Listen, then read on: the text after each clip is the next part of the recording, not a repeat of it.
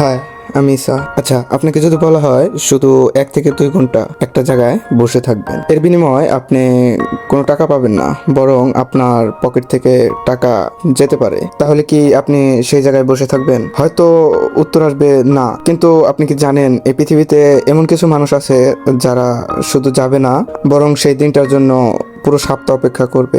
আর তারা অন্য কেউ না, বরং আপনার আশেপাশে থাকা কিছু ফুটবল প্রেমিক। ফুটবল আসলে 90 মিনিটের একটা খেলা নয়, এটা এমন একটা অনুভূতি যেটা শুরু হয় ফুটবল খেলার অনেক আগে এবং শেষ হয় শেষ বাঁশি বাজারও অনেক পরে। মজার ব্যাপারটা জানেন, এই মানুষগুলো কেউ কাউকে চেনে না, তবুও একটা গোল হলে সবাই একজন আরেকজনকে জড়িয়ে ধরে। সেদিন অপরিচিত মানুষগুলোও যেন পরিচিত হয়ে যায়।